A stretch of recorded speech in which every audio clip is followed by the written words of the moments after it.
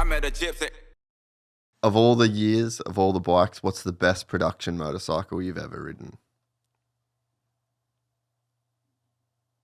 Are you going to get in trouble by Kawasaki if you say something not a Kawasaki? Yeah, probably. All right. What's the best stock Kawasaki you've ever ridden? No, I won't get in trouble because let's be honest, right? Like that's the past. So I will say 07 Honda CRF 450. Yeah, so you think that that's the best too? Because is that the Kiefer that the Racer X hit? Was it that was a 07 or? I think it was. But I know Ivan said 08. I have to say 07 CRF. And then that CRF 450 07, they come with 24 mil offset. Year after that, they changed to 22. So which is a big difference. Yeah, so I didn't like that. So I ended up using, either 07. I think they even made a radiator lower, the position lower, so they can make it turn a little bit better. I think, but yeah, I'll say CRF 450 07. That's crazy, bro, that bike is just so universally loved. Yeah. But yeah, I think, I don't know what Ivan said he was factory 08. I think he said the 08 was his favorite. Yeah, because the 08 and 06, 07, 08 was same. Same frame. But Same frame made made different radiator, like the height of the radiators and the offset. But I think I'll prefer 07. And if you ask me why, it's just everything. Just handle nice. You know what was bike's gonna do? The engine, engine was like, if you can make that thing work. Like even, okay, if it's stock's okay, but if you put a pipe on it, like a little bit of head work and then whatever, ECU setup, thing was fast. And then like, if you, this chassis, like, you knew what it was gonna do. But, oh yeah, I remember now. So these guys, factory HRC guys, they had that frame, the 07 or 08 frame with an injection. And then I was just thinking that. I'm like, I wonder what it would take. Yeah, so, and then year after that, like when Tedesco said that about the new generation bike came at 09, everyone struggled because I remember even the factory Honda in Japan, they had 3 riders. Everybody rode with that 08 frame with injection. Everybody was so fast, like in Japan. And then the end of the season, they rode 09. Everyone went backwards. How does that happen?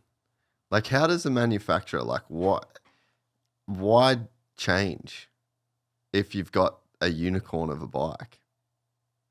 Yeah, that's a good question, right? I don't know. Like, even for us now, if they said, "Oh, tackle, we're gonna change the frame," you're like, "Don't leave it. It's good." I'll say to them, "You reckon you can? Okay, if we can try stuff, I can make it better. But if they're not willing to try, I'll just say leave it." But that's my opinion. You know what I mean? Because end of the day, it's just a big risk. Because end of the day, I gonna make a decision which direction it's gonna go. If it's a bad, I don't want to go to that direction because we have pretty good frame at the moment. Just to make it better from there, I have a few ideas to make it better. I don't know if it's gonna work, but I really like to go to that direction and do it. But I don't think Kawasaki willing to do that anyway. But yeah, I really love to because like you said, that those Hondas back in those days, they were good.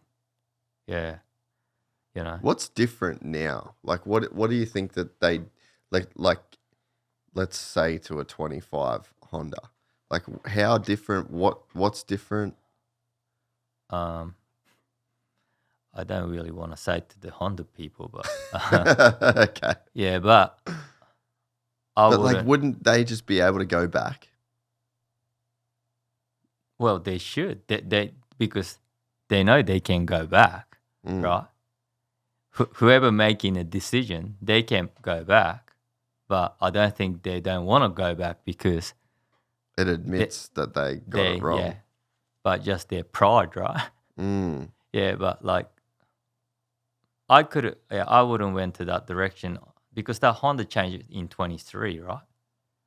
Because that frame, okay, when I did team stuff in 18, 19, they changed that frame 21.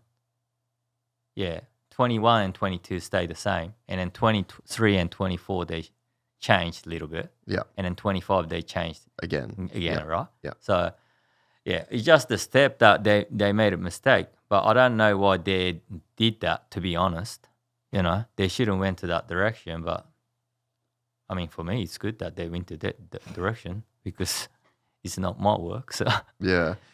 And I mean, I guess as a company, you've got to always look like you're evolving and changing. And, you know, KTM's a good example. Like they had a beautiful frame in that, you know, 17, 18, 19. And then even the 21, 22, 2021, 22, not much different and very good. And then 23, 24, 25, it was a step back for a lot of people.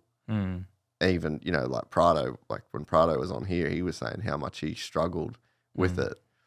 But it's like as a company, I guess, because there's all these different elements, right? You've got marketing and you've got the sales and you've got racing and development and engineering. And I guess there's probably just a push-pull from all of these different directions. And a company just like, would people stop buying KTMs if it didn't change from, you know what I mean? Yeah. So maybe a guy's like, dude, I've fucking had the same bike forever. Like I just want something new. So maybe it's even consumer driven to where it's like the people, like you just work in R&D. And so maybe it's like the people that work in sales and marketing, like they know the psychology of the buyer. And then they're just like, we just can't keep rolling out the same thing because people aren't going to buy it. Everyone else is changing. We got to change with the times as well.